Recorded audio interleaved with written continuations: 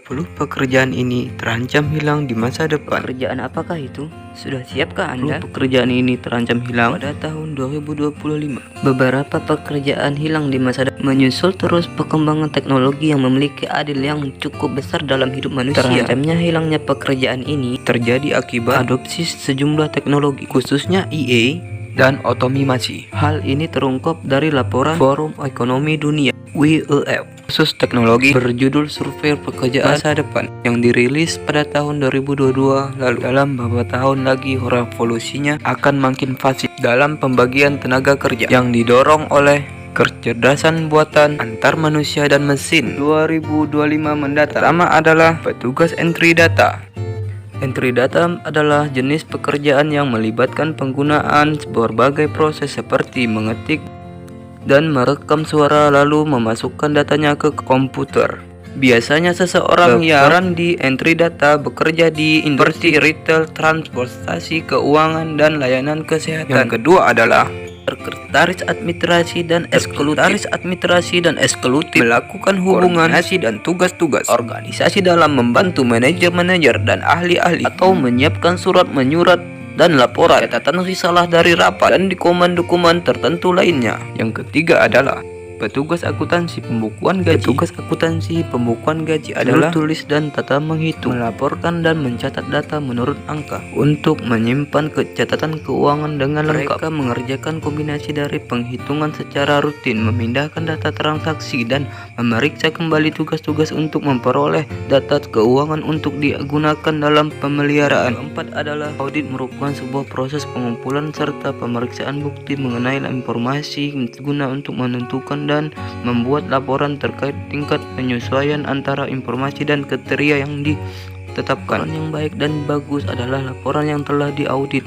dilakukan dengan standar audit yang ada. Yang kelima adalah pekerjaan perakitan dan pabrik. Pekerjaan perakitan dan pabrik yang disebut operator produksi yang memiliki tugas dan juga tanggung jawab untuk mengoperasikan mesin produksi yang ada di perusahaan tersebut agar bisa menghasilkan produk jadi ataupun setengah jadi.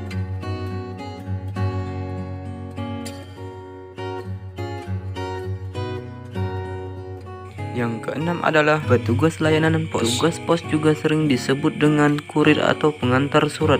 Tidak hanya mengantar surat, kita juga bisa mengirim dan menerima paket barang melalui petugas pos.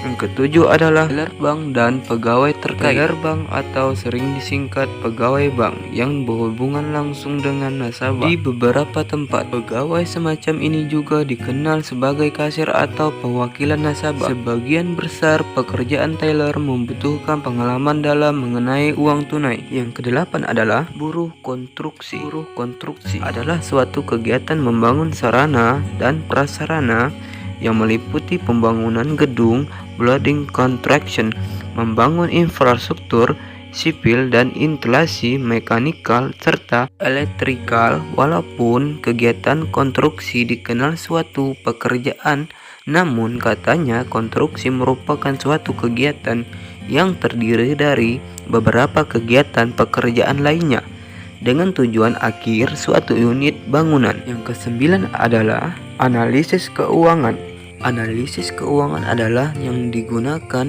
menilai kelangsungan usaha, sub-usaha ataupun proyek. Analisis keuangan dilakukan oleh seorang profesional yang menjanjikan laporan dalam bentuk rasio yang menggunakan informasi sebagaimana dalam keuangan. Yang terakhir adalah manajer hubungan. Dalam sebuah perusahaan tentunya terdapat sebagai macam posisi manajer atau orang memiliki wewenang untuk mengatur seorang orang yang ada di bawahnya. Tiap manajer yang ada di sebuah perusahaan memiliki tanggung jawab dan juga tugas yang berbeda-beda satu sama lain. Terima kasih telah menonton video saya. Agar tidak ketinggalan video-video baru dari saya, jangan lupa klik loncengnya biar dapat notifikasi dari video saya.